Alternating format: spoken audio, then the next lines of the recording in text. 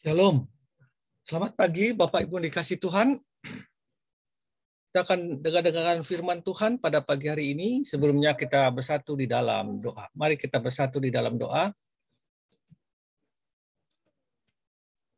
Terima kasih Bapak untuk hari yang baru yang Tuhan berikan dalam kehidupan kami.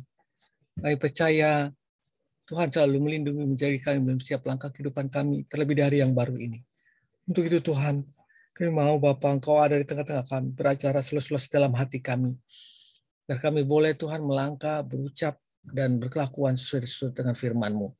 Berbicaralah, kami siap untuk mendengar. Di dalam nama Tuhan Yesus kami berdoa. Amin. Baik, Bapak Ibu yang dikasih Tuhan, judul kita pada pagi hari ini adalah Akuilah segala jalanmu. Akuilah segala jalanmu. Firman Tuhan diambil dari Kejadian 2 ayat 7. Kejadian 2 ayat 7.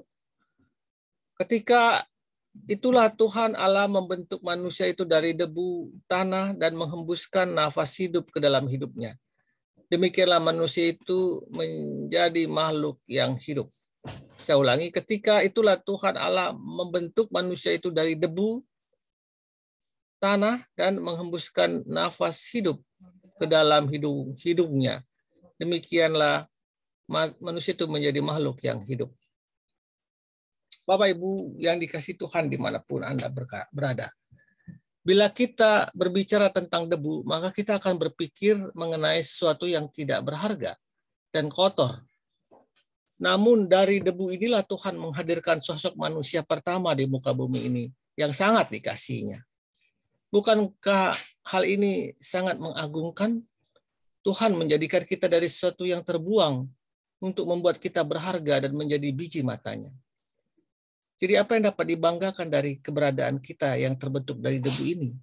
Yang bahkan disertai dengan pelanggaran-pelanggaran yang acap kali membuat hati Tuhan terluka. Dengan demikian patutlah kita mengerti bahwa kita menerima kasih-Nya hanya semata karena Dia adalah Tuhan yang Maha Pengasih. Hal inilah yang diucapkan oleh pemazmur ketika ia berbicara tentang pelanggaran manusia. Tuhan adalah penyayang dan pengasih, panjang sabar dan berlimpah kasih setia. Tidak selalu ia menuntut dan tidak selama-lamanya ia menendam. Tidak dilakukannya kepada kita setimpal dengan dosa kita. Sebab Dia sendiri tahu apa kita. Dia ingat bahwa kita ini debu.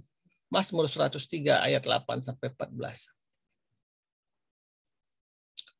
Jika kita sudah mengetahui hal ini, bolehkah kita bertekun dalam dosa? Tentu saja tidak. Pelanggaran-pelanggaran yang kita lakukan dalam meniti perjalanan kekristenan kita hendaklah membuat kita menyadari dua hal yang harus kita pahami secara beriringan melalui ayat ini. Pertama, keberadaan kita yang penuh dengan kelemahan. Hal ini membuat mata rohani kita terbuka bahwa kita tidak cukup kuat untuk berjalan sendiri dalam hidup ini. Kita perlu Tuhan. Kedua, kasih sayang Tuhan yang sangat besar bagi kita. Dia sendiri tahu siapa kita. Dia ingat bahwa kita ini debu yang penuh kelemahan. Itulah sebabnya kasih karunia pengampunan selalu Dia sediakan bagi kita. Bagaimana kita dapat mendapatkan kasih karunia pengampunan ini? Dosaku kuberitahukan kepadamu. Aku akan mengaku kepada Tuhan pelanggaran-pelanggaranku, dan Engkau mengampuni kesalahan karena dosaku. Mazmur 32 ayat 5. Kita harus mengakui di hadapan Tuhan akan segala pelanggaran kita apa yang telah kita lakukan. Dan itu menjadikan kita tahu bahwa berbahagialah manusia yang kesalahannya tidak diperhitungkan Tuhan dan tidak